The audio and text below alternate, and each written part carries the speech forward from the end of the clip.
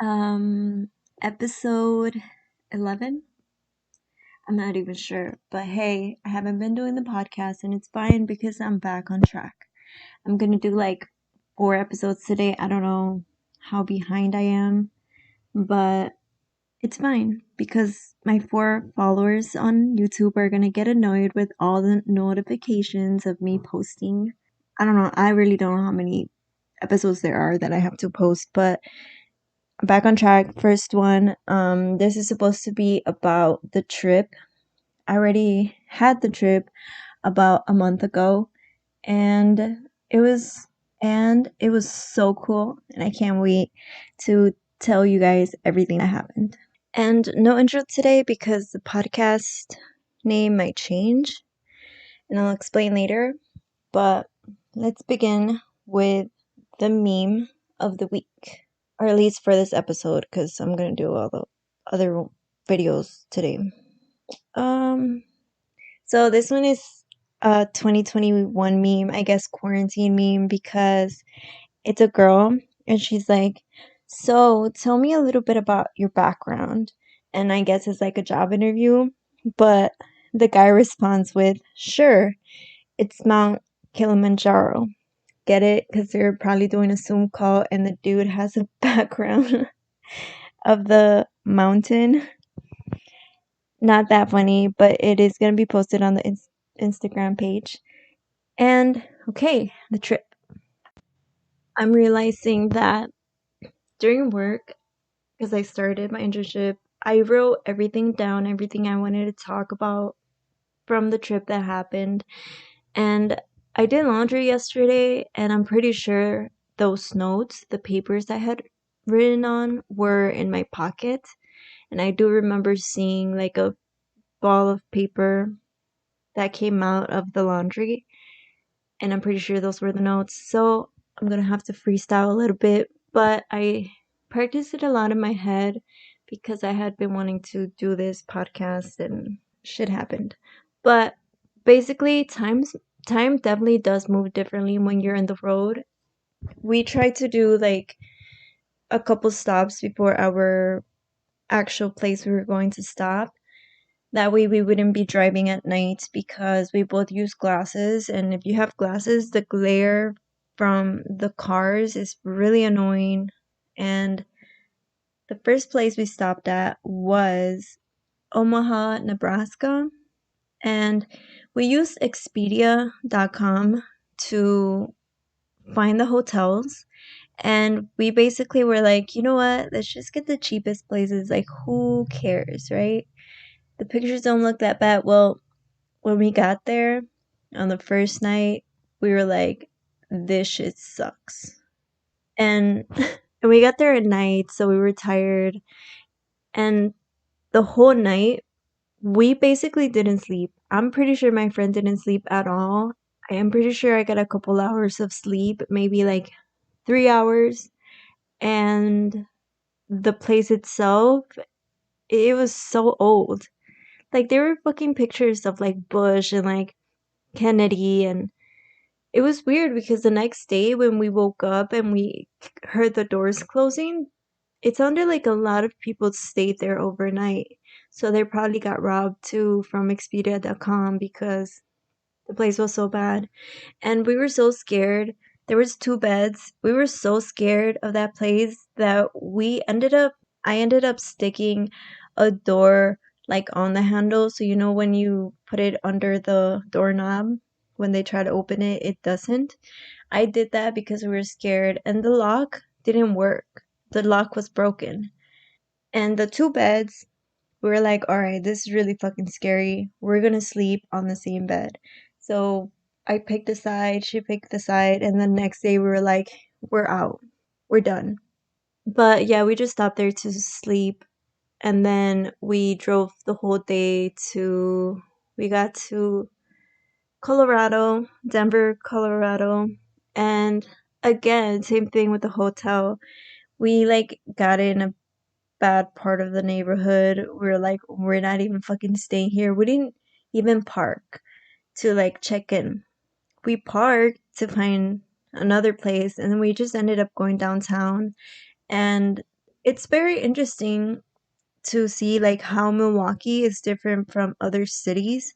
Obviously, Chicago is a lot better than Milwaukee, but in my opinion, Milwaukee is better or looks better than Denver, Colorado.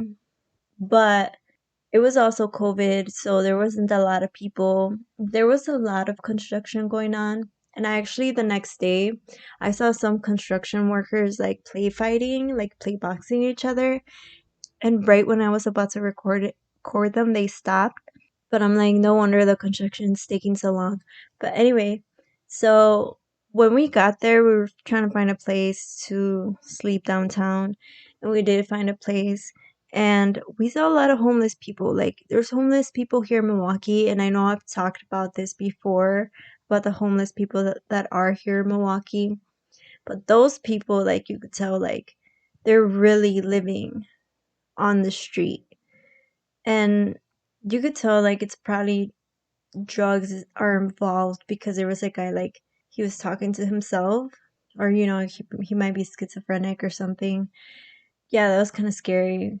And it was gloomy that day. It had rained earlier that day. Even the next day was still gloomy. We ended up staying on the 10th floor. We were scared our things were gonna get stolen, so that's why we picked like valet parking. The hotel had that, and they basically took the car and a garage like closed off, and supposedly it was secured, but none of our stuff got stolen. And then we ended up visiting like a little area because we were gonna leave. I saw bison for the first time. They weren't so close to us. It was a reservation place for bison, and we were driving around. There was obviously other cars driving around there too, and yeah, I had never seen bison before. They're pretty cool. They're pretty cool, but I wish they would have been a little bit closer. Yeah, that on Denver. I probably wouldn't want to go there again. I The direction we had gone to see the bison was like the opposite direction of the mountains. There's mountains in Colorado. I wish we would have seen that, but yet again, maybe next time. The next place I saw was Salt Lake City, and Salt Lake City is so pretty. Like that city is pretty. And it's like in the middle of like a couple of mountains. So you could see the mountains when you're driving around. There was like me and my friend were talking about this. We were like talking about serial killers. And we're like, we could have easily been abducted and like taken by someone. And I don't want to assume. I mean, we were talking about the characteristics of like a serial killer. Obviously, like Ted Bundy is like one of the most known, and people usually talk about how he was so nice to the girls, and that kind of made them relax a little bit, and then he would be able to take them. But we were in the hotel downtown in Salt Lake City, and the next day when we were leaving, there was a guy on the elevator. He had a mask on, but like you could tell he was still cute. And I was embarrassed because I had cookies in my hand, I had a gallon of water, and I had Pringles, obviously from the night before when we were eating just random stuff. And I was embarrassed, so I looked away. I looked at my friend as soon as we entered the elevator, and the guy, like, kind of laughed, had a little giggle, and I was just like, okay. But I didn't know where we were supposed to go, so that's why I looked at my friend too. And then he was like, um, you know, the button going to the basement, and then he asked, "Do you want me to press it again?" I was like, "Oh, no, no, it's fine." And he laughed a little bit again, and then it was kind of awkward. And then after that is when we had the conversation of like serial killers. And we looked at his license plate. He was from, I'm pretty sure, I can't remember where it was from. Nebraska? I don't know where he was from, but we saw him when he was driving around. because he was kind of parked a couple like spots away from where we parked in the garage there. And she told me about like her encounter. She like was talking to some like elderly man, and I guess she like ended up having like a pretty deep of a conversation where like sugar daddy, but there you could tell there were a lot of people who pass by there who have money and stuff. But it just, the cars that were being driven around there and the way people were dressed and stuff. I wasn't dressed up at all. I had sweatpants and a random shirt. But then we made our way to Wyoming. We passed by Idaho, obviously, and then we made it to Wyoming. We were so excited because that was the place where I had been wanting to go. When we got there, we were just screaming because we were so excited, and we visited Grand Teton Park, and but I was calling it Grand Titty Park because like Teton is like, how do you even say that? I don't even know if I'm saying it right. But when we saw those mountains, Google them. If you don't know what they look like, Google them because they were it looked like we were looking at like a painting. Like it wasn't real, like it was simulation, it was a projection, like it didn't look real, but it was. And yeah, we just ended up stopping there, taking a couple pictures, being grateful that we made it to the like last spot we wanted to go to. And my friend had actually moved in that area because for the summer that's where she was working, and it was so fun. We also ended up going, it was just, a lot of mountains. When we were passing by there to get to our next spot, we turned on the radio, and you learn a lot from the town that you're in based on the radio and the music that is being played, and also the comments that are made. And when we got there, like we turned on the radio, the radio was talking about was like conspiracy theory stuff, like QAnon type stuff. If you don't know what QAnon is, it's basically like a bunch of crazy, crazy conspiracy theories that a group of people believe in, things that don't even make sense, but they believe in it. And yeah, these people were saying things like Nancy Pelosi is letting immigrants into the country, and it was just some crazy, crazy stuff. We're like, all right, we're not going to stop at gas stations. If we do stop at gas stations, we need to just get gas and leave. And we did that. And we obviously wore masks because we were like trying to hide our faces. We were like, oh, this is weird. So we would like rush to the bathroom and then get out. And in one instance, we heard the ladies working there, they didn't have the mask on. We kind of like heard them laughing at us.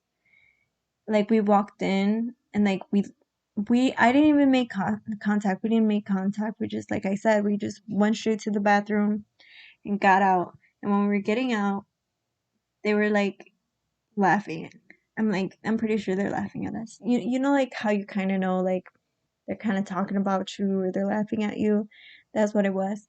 And the other thing I realized was, holy shit, there's a lot of Mexican people everywhere. Every place we stopped, Colorado especially, when we got there, I was like, oh my god, I'm not gonna eat again because I'm used to Mexican food and my mom's food. So I was like, I can't live off of Pringles and cookies another day.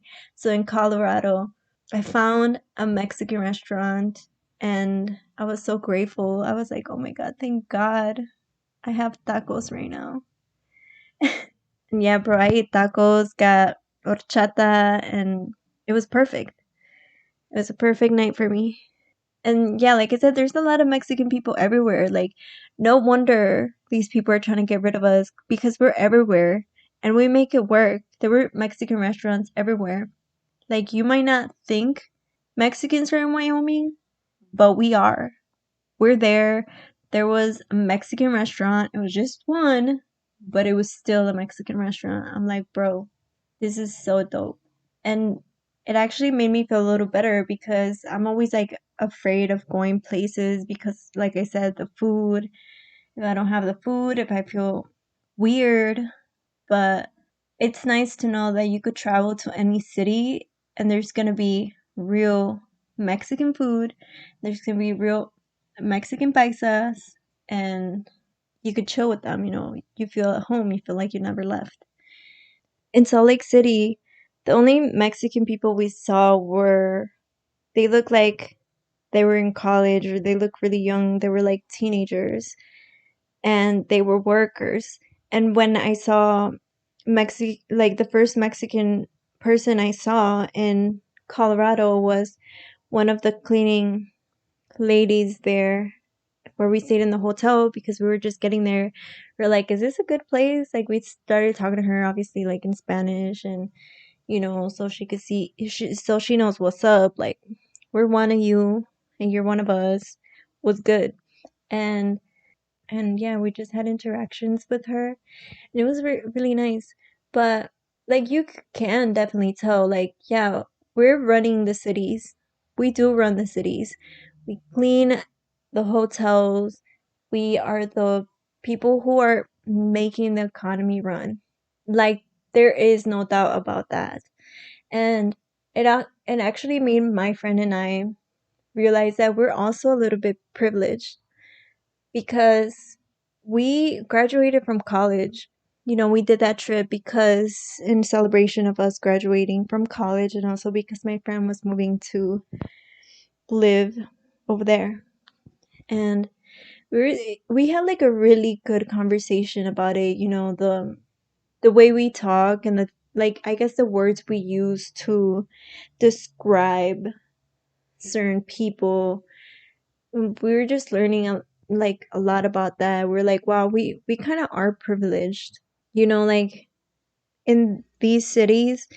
Maybe there are a lot of workers who are Mexican and working in low paying jobs, but me and my friend are part of the change of leveling up. And like, our parents went through a lot too, and our parents were those people, and they worked hard to get us to the positions we're in, to be able to do this, to be able to just travel from state to state, speak the language, and know our rights, basically. That, like, you can't fuck with us because we know where we are, who we are, and what we stand for. Oh, shit got a little dark right there. Well, it's not dark, it's like reality. And yeah, overall, it was pretty dope. I do have some recording that we did, that I did with my friend, because I did say it was going to be on the road podcast, but she was driving. You could kind of hear the sound of the air on the outside. So I'm not going to include that audio, but we basically just, it was like 5 minutes of me, or of us talking about what I just talked about. But overall, I love the trip. I want to do it again. I had never done a road trip before, and I loved it. Like I said, time moves differently. When you're home, or like you work, whatever it might be, 9 to 5, and then your day is basically gone. But when you're in the road, you could go through multiple states in those 24 hours. And it's nice. It's really nice just seeing the sceneries. Like, there's a lot more that's out there than what you're used to. It made us appreciate what we have and where we stand in the moment, at the moment, where we stand at the moment. But yeah, hopefully I could do it again, and I will do it again. It's just a matter of like where to next. And I've always been the type of person to appreciate nature a little bit more than cities. But in that trip, I was able to appreciate both.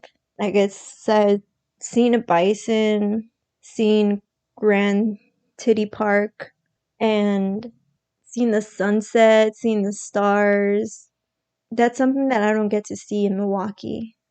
But I also got to see in Salt Lake City, the fashion and like the cars, and that's those type of cars I've never seen in downtown Milwaukee. Like Milwaukee is a city, but like there's not as rich of people that I know of, at least, that come here and visit as compared to like Salt Lake City, just because it's an older city and it's a bigger city. But yeah, weed is legal in Colorado. And we have DACA. So like there's this, I guess, I don't know if it's a misconception. Is that a word? Is that the appropriate word for it? Misconception? I don't know. But we've been told like since weed is not legal, federally, it could hurt us, and like when we were trying to get a green card or become US citizens, it could hurt us in the long run because they ask for our ID and like they keep it in the system and stuff like that. And yeah, so we didn't even think like, oh, we should try and buy some. I didn't have any on me, like at all. So I did not smoke at all. I was not high at all in Colorado, Denver, Colorado. And that night was nice. Like I told you guys, like that one night we stayed there, we talked about everything. It was a good conversation. And I was not high. I did not smoke because I didn't buy any. And I'm glad this took like a lot of the podcast time. I still have like maybe 5 minutes to talk about. But I could talk about my graduation since it happened. It went well. It was nice. Definitely overhyped. Definitely overhyped. Graduations are definitely overhyped. I mean, if you graduated from anything or anywhere. Well, in my high school, there was like 80 people who graduated, so it didn't really take that long. And in college, I think the college I graduated from was like 1,000 people, maybe less. And yeah, I mean, my last name it starts with an A, so I kind of went early on. I was like the fourth row from the stage. And then we just had to wait for everybody else. It was awkward for me. Like, I didn't know what to do. It was recorded. It was in person, and it was recorded also, like live streamed. And when I looked back at it, I realized that in my mind, in that moment, I felt really awkward and I didn't know what to do. But when I watched it back, like it doesn't look bad. Time was moving so slow when I was up there. But in the video, it wasn't even a second. Yeah, I mean, they took a picture of us when the president gave us the diploma, and also when we got off the stage. And the place that was running those pictures, I didn't even get those pictures. I did get the ones that I did get the pictures from that I took from the graduation photo shoot that we had. I bought those, but I didn't buy the ones from the stage. And then a couple days ago, I got an email saying, "Hey, so the company that was running the picture stuff, so somebody got into their system and stole people's credit cards." And yeah, I'm like, yeah, why would you guys keep promoting to buy pictures from there if their system sucks and information could get stolen? When I paid for them, I didn't pay for them. I got my parents to pay for it. I used their card, and I realized that I did not tell them about it. I didn't tell them to check their bank account to make sure that nothing got stolen. Oops. I honestly don't think I'm gonna tell them because I make good passwords. I don't know. I don't know. No, I think they'll be fine. I mean, that happened to them before where their information got stolen, but like the bank handles it, so I think it'll be fine. They'll be fine, you know. But I think that's it for this episode. Now it's time for me to record another episode today. And yeah, I'll see you guys in a minute.